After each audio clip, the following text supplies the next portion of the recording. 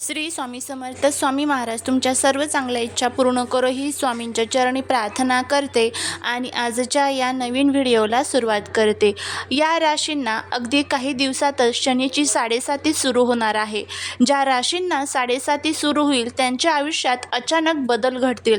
अडथळे किंवा परीक्षाही येऊ शकतात, पण घाबरू नका, कारण वेळेवर सावध राहणं खूप महत्त्वाचं असतं. यात तुमची रास आहे का? चला जाणून घेऊया. त्यामुळे जर तुम्हाला हा व्हिडिओ आवडला तर चॅनलला लाईक, शेअर, सबस्क्राईब करा आणि कमेंटमध्ये ओम शनेश्वराय नमः लिहायला विसरू नका, जेणेकरून शनिदेवांची तुमच्या कुटुंबावर, मुलांवर अगदी भरभरून अशी कृपा होईल. शनीची 7.5 हा शब्द ऐकला की अनेकांच्या मनात भीती निर्माण होते, पण खरंच 7.5 इतकी वाईट असते का? ज्योतिषशास्त्रानुसार शनीची चाल आपल्या आयुष्यात सुख, दुःख, परीक्षा, कष्ट आणि प्रगती यांचा संयम घेऊन येते. म्हणजेच ही वेळ फक्त त्रासाची नसून शिकवणारी आणि घडवणारीही असते. सध्या शनी महाराज मीन राशीत आहेत, त्यामुळे कुंभ, मीन आणि मेष या राशींवर 7.5चा प्रभाव सुरू आहे.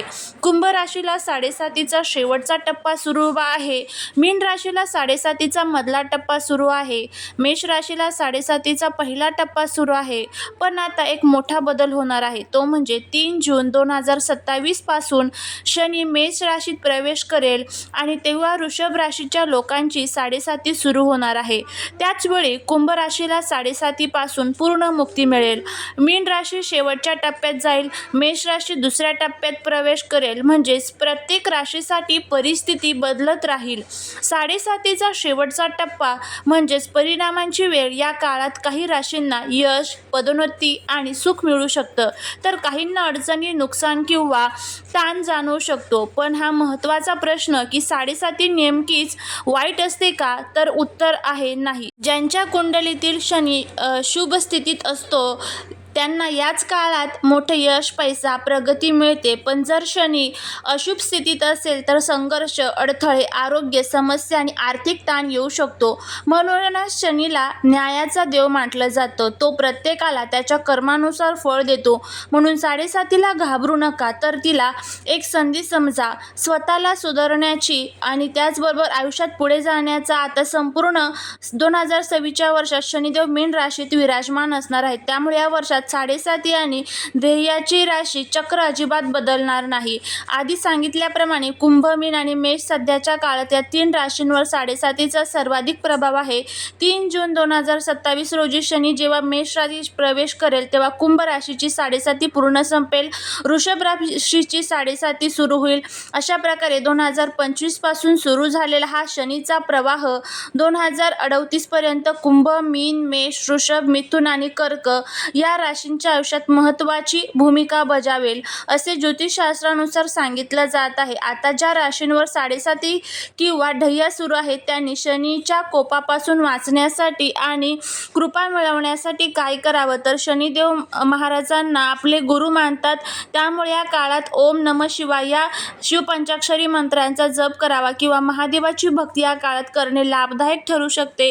एकंदरीत 7.5च्या काळात महादेवांची उपासना करावी, इष्टदेवतेंचा जप करावा, आपल्या कुलदेवतेचा किंवा इष्टदेवतेंचा रोज जप करावा, सत्कर्म करून शिस्त आणि संयम ठेवावेत. आपले काम प्रामाणिकपणे, समर्पणाने आणि सातत्याने करावे. कोणाचेही नुकसान या काळात करू नये.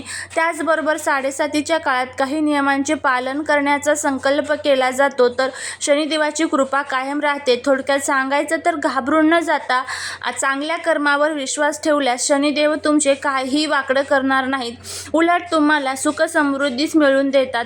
ज्योतिषशास्त्रानुसार शनी एका राशीत 2.5 वर्ष राहतो.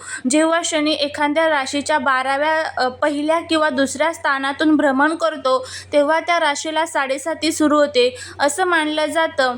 2025 मार्चमध्ये शनीने मीन राशीत प्रवेश केल्यामुळे पुढील काही वर्ष विविध राशींसाठी बदलाची असणार आहे. मग अशा वेळी शनीच्या प्रभावापासून वाचवण्यासाठी आणखी काही उपाय तुम्ही करू शकता. शनी शनिवारी मारुतीची उपासना करणं किंवा हनुमान चालिसाचं पठण करणं हे साडेसातीतील त्रास कमी करण्याचे मदत करते. याचबरोबर गरजू व्यक्तींना मदत केल्याने देखील शनिदेव प्रसन्न होतात. आणि सर्वात महत्त्वाची गोष्ट म्हणजे शनी कष्टाचा कारक आहे, त्यामुळे कामात आळस अजिबात करू नये. आपण शनिवारी भगवान शनिदेवांना तिळाचं तेल अर्पण करू शकता, मधल्या बोटात अंगठी परिधान करू शकता. त्याचबरोबर मुंग्यांना मध किंवा साखर खाऊ घातल्याने देखील शनिदेव प्रसन्न होतात. त्याशिवाय साडेसातीसाठी सातमुखी रुद्राक्ष सर्वोत्तम मानला जातो. सातमुखी रुद्राक्ष हा प्रत्यक्ष शनिदेवाचा आशीर्वाद मानला जातो. तो धारण केल्याने साडेसातीचा त्रास कमी होतो आणि आर्थिक स्थैर्य लाभत असतं असं सांगितलं जातं. शनिवारी हा रुद्राक्ष किंवा लाल धाग्यात ओवून गळ्यात धारण करावा. यासाठी आपण हा रुद्राक्ष जो आहे तर कुठेही तुम्ही खरेदी करू शकता. सातमुखी रुद्राक्ष असावा, सातमुखी हा ओरिजिनल असावा. आता बाजारामध्ये अनेक प्रकारचे नकली रुद्राक्ष सुद्धा मिळतात, तर ते सर्व बघूनच आपल्याला रुद्राक्ष जो आहे तर तो खरेदी करायचा असतो. अशा पद्धतीने आपण साडेसातीच्या संदर्भात सर्व माहिती बघितलेली आहे. व्हिडिओ जर आवडला तर लाईक, शेअर आणि सबस्क्राईब करा. भेटूया पुढच्या एका छानशा नवीन व्हिडिओ. श्री स्वामी समर्थ.